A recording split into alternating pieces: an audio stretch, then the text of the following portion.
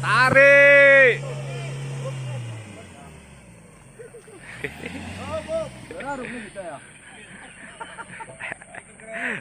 Syederalon pasca terjadinya bencana alam banjir bandang dan tanah longsor di Kabupaten Gayo Luas, upaya penanggulangan terus dilakukan secara terpadu oleh berbagai unsur. Tim Kesehatan Penanggulangan Bencana Provinsi Aceh yang melibatkan dokter militer dari program tugas belajar Fakultas Kedokteran Universitas Syah Kuala atau Patubel FK Unsyiah bersama unsur TNI dan tenaga medis sipil melaksanakan kegiatan dorongan logistik serta pelayanan kesehatan bagi masyarakat terdampak bencana pada Selasa 30 Desember 2025.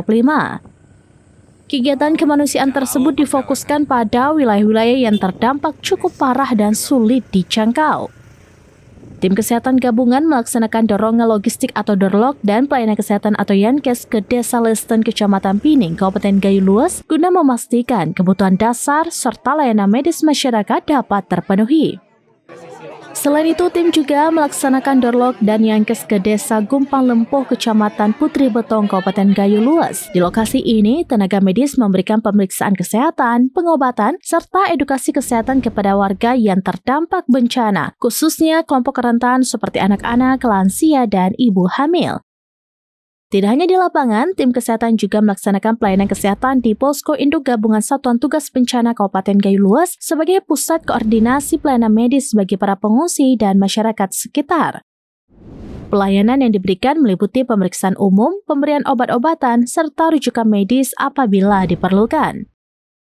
Dalam kegiatan tersebut tercatat sebanyak 112 orang pasien mendapatkan pelayanan kesehatan. Adapun jenis penyakit yang paling banyak ditangani antara lain batuk dan flu, demam, gatal-gatal, infeksi saluran pernafasan akut atau ISPA, hipertensi, diare, serta nyeri sendi.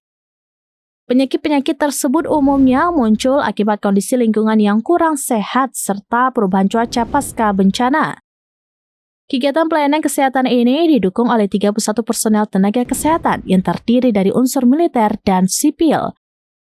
Dari unsur militer, sebanyak 13 personel meliputi Kasdam Iskandar Muda sebanyak 4 orang, FKTP Bakti Musara 2 orang, serta Yonif TP 855 RD sebanyak 7 orang.